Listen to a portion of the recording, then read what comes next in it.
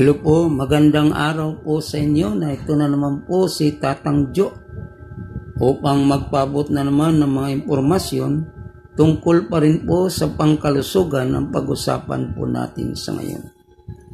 At ang pag-usapan po natin sa ngayon ang sibuyas po na katulad nito na itinanim ko sa isang paso.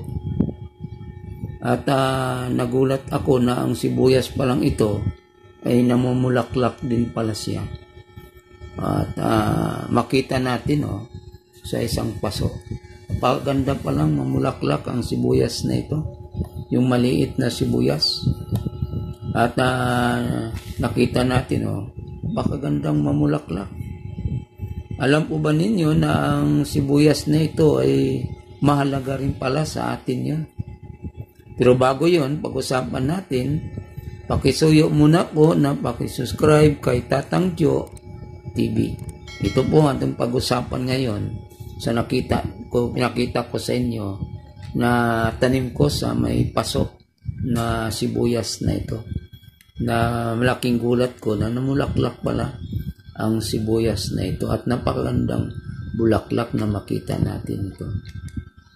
At alam po ninyo kung bakit kailangan natin magtanim din ng ganitong mga sibuyas sapagkat maraming mga luto na pwede nating isangkap o magamit ang ganitong sibuyas. Pwede rin natin dun sa mga kinilaw, mahilig magkilaw ng isda, pwede rin lagyan ng sibuyas na ito. At halimbawa, mga guto, pwede din. Maraming mga luto na pwede nating gamitin ang nasabing sibuyas. At ito ngayon ang pag-usapan po natin kapag tayo ay gumamit ng sibuyas na ito. Ano ba ang mga benepisyo sa paggamit natin ng ganitong sibuyas? Ito po ang pag-usapan natin. Ang paggamit pala po natin o pagkain ng nasabing sibuyas ay ito po ay mayroon siyang protein at mayroon din siyang fiber at mayroon din siyang potassium.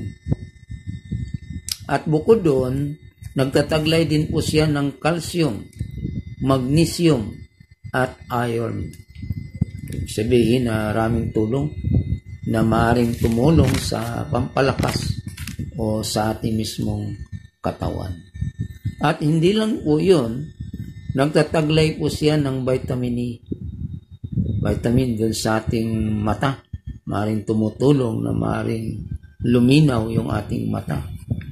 At mayroon din siyang vitamin B. At mayroon din siyang vitamin C na tumutulong na magpakinis ng ating mga balat. At mayroon din siyang vitamin K at iba pa. Ibig sabihin, mayroon siyang sari-saring mga vitamina na tumutulong sa ating pangkalusugan. At alam po niyo na nagtataglay po siya ng antioxidant.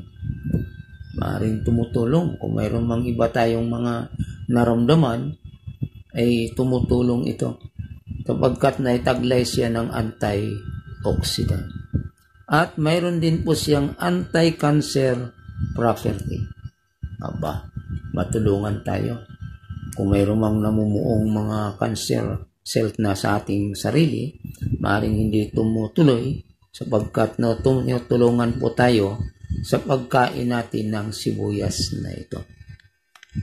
At hindi lang po siya, mayroon din siyang nagpababa po siya ng ating blood sugar natin. Mahalaga yun, yung nagpababa ng ating blood sugar natin. Tumutulong siya na ibaba yung ating cholesterol level natin.